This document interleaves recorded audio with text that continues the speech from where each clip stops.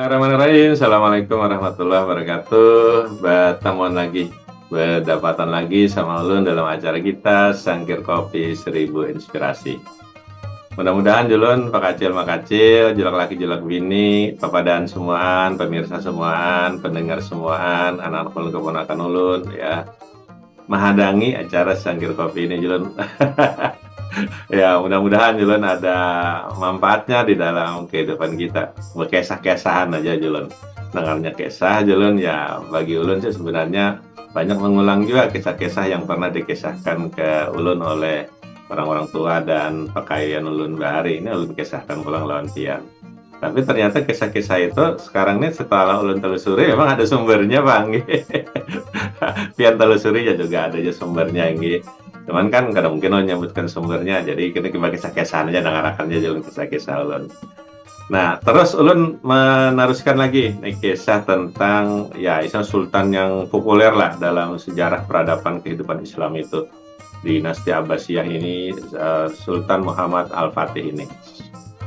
Nah, ini setelah penaklukan Konstantinopel itu banyak benar kisah yang bisa kita ceritakan, kita kisahkan itu. Salah satunya ya terkait pada saat Sidin ini sudah menaklukkan Konstantinopel. Nah, lalu kemudian Sultan Muhammad Al-Fatih ini hendak menemuilah Guru Sidin. Menemui Guru Sidin. Tapi kemudian ya beliau ini berabah diranjang aja kita atau ya disopa kah gitu Guru Sidin ini. Sultan ini datang kada Sidin berdiri menyambutnya. Jadi biasanya itu kan kalau Sultan datang ya disambut dengan berdiri, dengan ramah, dengan baik pada saat datang. Ini kadang model dingin aja Sidin tuh ajar kita. Pada saat datang Sultan ini dingin pada sambutannya itu. Jadi Sultan ini kadang-kadang timbul juga nih tanda tanya nih kenapa nih guru nih ada apa pulang jar guru nih jar. Cuman pian ngarannya Guru Sidin ini kan terkenal wali lah di zaman itu mungkin tahu sudah apa yang hendak disampaikan oleh Sultan ini kepada Sidin. Nah, jadi ya istilah kita itu kan orang-orang yang ya makomnya seperti itu kadang-kadang ya udah tahu apa yang hendak ditakunakan, perasaan apa yang ada pada kita, itu Sidin sudah bisa tahu di situ. Termasuk kisah si Sultan ini pada saat menemui gurunya tadi. Gurunya ini mungkin tahu nih apa garang hari ini hendak disampaikan oleh Sultan itu. Nah, singkat cerita pian Sultan ini memang berkeinginan setelah menaklukkan Konstantinopel itu ya Sidin juga ingin berhalwat kayak Guru Sidin.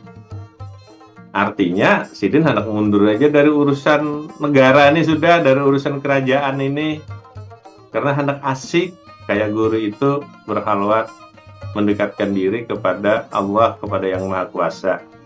Karena kalau kisah-kisah sufi itu pian kalau orang sudah berhasil ya dekat dengan Yang Maha Kuasa, menyatu dengan Yang Maha Kuasa, itu kan punya kebahagiaan yang luar biasa. Puncak kebahagiaan itu adalah orang yang dekat dengan Yang Maha Kuasa. Sehingga ya sering berhalwat dalam kesendirian. Nah, tapi pada saat Sultan Muhammad Al-Fatih ini pian hendak juga kayak gurunya itu, ada ketujuh gurunya ditangati Sidin. Lalu kan Muhammad Al-Fatih ini betahun juga kenapa guru ini jadi menangati pada aku ini hendak kayak Sidin juga berhalawat, hendak kayak guru juga. Guru itu kan menjadi contoh dalam kehidupan Sidin. Tapi kemudian guru ini menolak. Jar Sidin, jangan. Setiap kita ini punya bagian masing-masing. Setiap kita ini punya tugas masing-masing. Nang kaya pian nih, nang kaya ulun nih. Kita ini kan punya tugas masing-masing dalam kehidupan. Masyarakat kita yang di kampung ada yang bertani, ada yang menurik gata. Nang di kota ada nang begawi di kantor, ada nang begawi di perusahaan, ada nang berdagang, ada nang jadi pejabat, ada yang jadi penguasa kayak istilahnya. Kan masing-masing tuh. masing-masing ada tugasnya. Jarsidin, kebermanfaatan ikam lawan masyarakat tuh lebih besar sekarang. Kada usah gini ikam empati aku dulu, karena ikam tuh lebih bermanfaat kalau ikam meneruskan gawean ikam yang ada sekarang ini. Nah, Muhammad Al-Fatih ya mendengar itu tersadarkan juga. Belum selesai memimpin kerajaan ini, banyak masyarakat yang harus menerima keadilan, harus menerima kesejahteraan dari kepemimpinan Raja Muhammad Al-Fatih ini. Kenapa ikam harus menyendiri sekarang ini? Apa yang kita bisa ambil hikmah dulu dari dialog antara guru dengan muridnya ini, sultan dengan gurunya ini, ya. Jadi kayak ulun ya sudah Jarsidin. Waktu itu lagi halus kan ulun, ikam sekolah aja, belajar aja. Ya, belajar baik-baik Jarsidin. Belajar baik-baik. Ya sudah, yang lain anak begawilah dengan baik-baik. Tapi Jarsidin, dalam kita belajar, dalam kita begawi itu, karena makam kita di situ, maka Jarsidin begawilah, belajar dengan baik-baik untuk kebaikan diri kita dan kebaikan orang lain di situ. Karena kalau semua Jarsidin mengaji kayak ini, kita siapa lagi? Nang berusaha Jarsidin.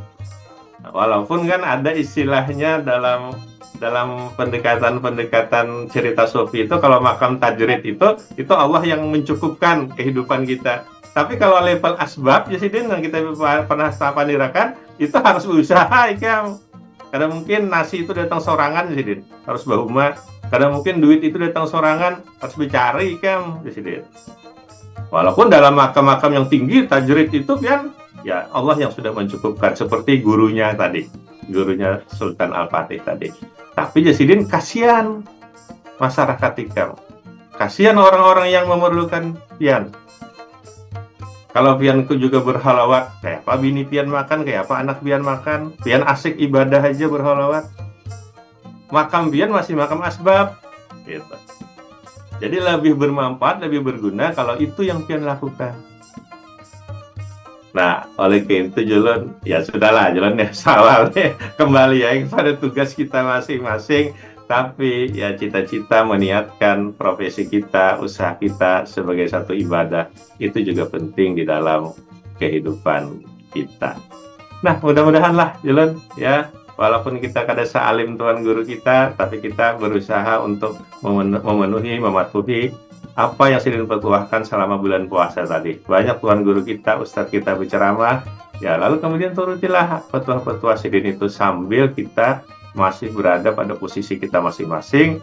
Orang-orang yang mengemban gawian bahuma, berdagang, begawi di kantor, jadi pejabat segala macam, gawi sebaik-baiknya. Kemudian laksanakan amanah itu dengan sebaik-baiknya. Ini kisah ulun hari ini ya. Pantas ulun kadang-kadang guru tuh bisa saja sudah tahu apa yang hendak kita takutkan, sehingga Sidin sudah tahu jawabannya. Terima kasih. Assalamualaikum warahmatullahi wabarakatuh. Salam Sangkir Kopi 1000 Inspirasi.